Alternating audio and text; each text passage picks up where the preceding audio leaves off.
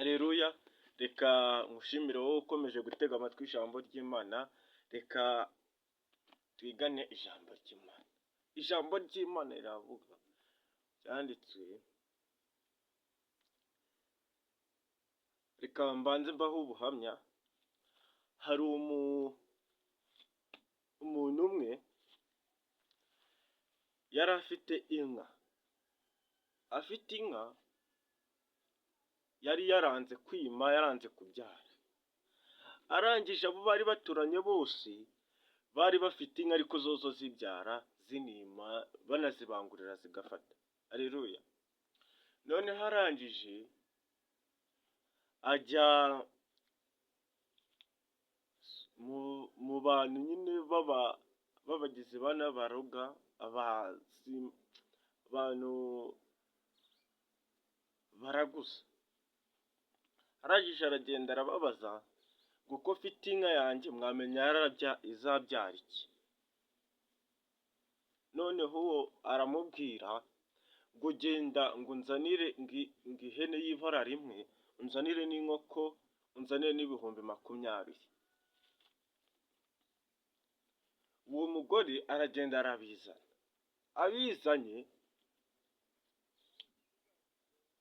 wa murozi arabanza arabirya.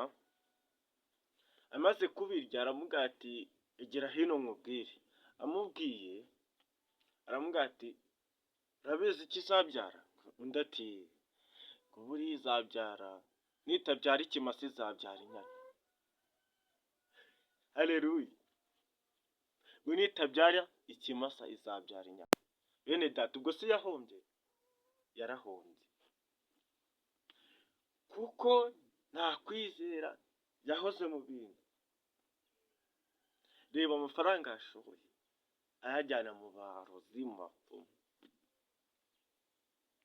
Ariko natwe tureke kugomeshwa na Satani, tugendane n'Imana, kuko hari inzira imwe y'abera, niyo izaca, hari inzira imwe izacamo abera, abakiranutse, abagwa, ibyo byose.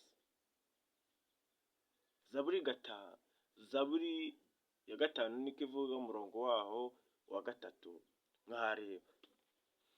Ariko inzira imwe y'abera, hari inzira, ariko nawe mwene data ari ibikugose, ari ibyakubabaje, haracyari ibyiringiro yuko nawe wakwiyegurira Yesu, wagendana na Yesu, nawe ukazagenda muri iyo nzira y'ababohotse. Kandi abafite kwizera itabaza ryabo ntabwo rizazima, ahubwo bazagera mu nzira. Abatagize kwizera amatabaza abazima, ariko abafite kwizera tuzagenda, amatabaza yacu ntabwo azazima. Haleluya. Mumere Imana icyubahiro.